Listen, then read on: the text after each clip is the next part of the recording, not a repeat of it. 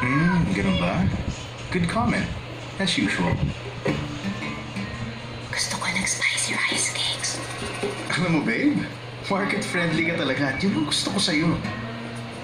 Gusto ko rin ng sausage. Kakaiba talaga ang taste mo. Pero sige, bibili rin tayo nun. Hurry up. I'll take this. Alright, oh, no problem. Excuse me?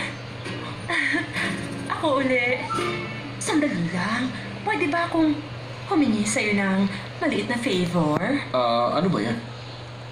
Kasi, okay lang bang mag-arrange ka ng meeting para sa akin at sa client mo kahit isang beses lang? Medyo mahirap yata yung request mo kasi wala naman ako sa posisyon Interested din naman kami ng asawa ko sa investment.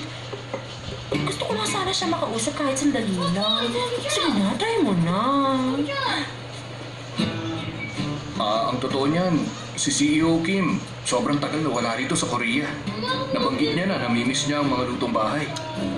Single pa ako, kaya Lutong bahay.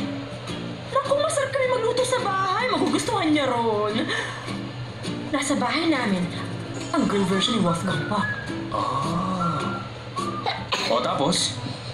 Sasabihin niya kay J. Kim,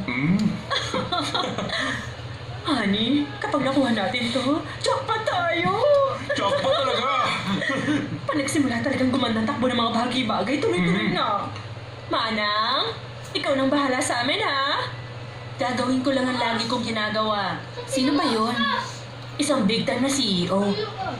Close sila ni Mansur, palagi sila nag-golf noon. Big time talaga. Hindi ba con artist yan? Ang KJ mo. Base sa mga kwento nyo, para siyang con artist. Talaga? Inimbestigahan ko na siya. Tinawagan ko na si Madam Chor ng L Construction. Kinonfirm ko yung pagpunta niya sa Dubai last year na na-reject lang siya. Kita mo? Huwag kang nega. Kung hindi mo kami tutulungan, huwag ka na lang makialam. Kahit may $1 million pa tayo, hindi siya basta-basta makikipag-meet sa atin. Ang yaman niya eh. Yun ang isa sa mga modus ng mga scammer. Mag-a-attract siya ng investors na parang afford niya lahat ng bagay, pero hindi niya i-entertain lahat ng investors para lalo silang ma-curious. Kung ganon, kapag in-invite namin siya rito sa bahay, pwede kang sababay sa pagkain para makilala mo rin siya. Oo nga. Ganun na lang, Micah. Okay, sige. Hello? Wait lang ha. Ang KJ talaga. Di ba? Sigurado ka? Sakit na ako, honey. Nasaan niyo ngayon? Wow! Si Sheena natin. Ang galing umarte, no? Talaga? Oo, parang ang secret agent kanina eh. Di ba, Andre? Oo, tama ka. Sabi ko sa inyo, si Sheena, matalino bata. Pag may tinuro ka sa kanya, kuha niya agad. Ano ka, tatay? Proud sa anak? Masaya lang ako. Masaya rin ako ngayon kasi natulungan kong gumawa ng mabuti si Andre. Pero alam mo ba, Andre, yung may-ari ng claw machine na yon, con artist. Ha? Sino may sabi nun? Hindi kasi ako makakuha ng stuffed toy kaya nagtanong-tanong ako at sabi nila con artist yung may-ari. Manlulokong yun.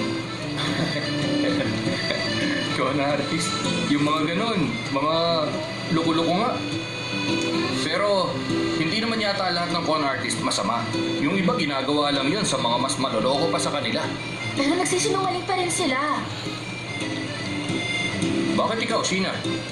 Di mo pa ba nagagawa magsinungaling? Wala ka bang sikretong bawal sabihin? Tingin ko, meron din. Pwede ba? Tama na. Bakit mo ba siya pinag-iinitan? O ano yan? Pinagtatanggol ng tatay yung anak? Kinakampihan niya talaga si Sheena? Hindi ako sanay ha. Yung totoo, ha? May nagbago ba sa relasyon yung dalawa? Wala. Ano? Ano ba talaga? Ikaw oo, siya hindi. Ano ba talaga? Tumahimik ka na nga lang. Mag-drive ka na lang dyan. Baka mapangga pa tayo.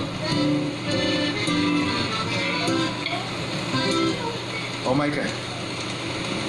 Talaga? Pupunta na ako. Pakitabi na lang. Bababa na ako. Ngayon na mismo? Saan ka pupunta? Si Micah, may papakita raw siya sa akin.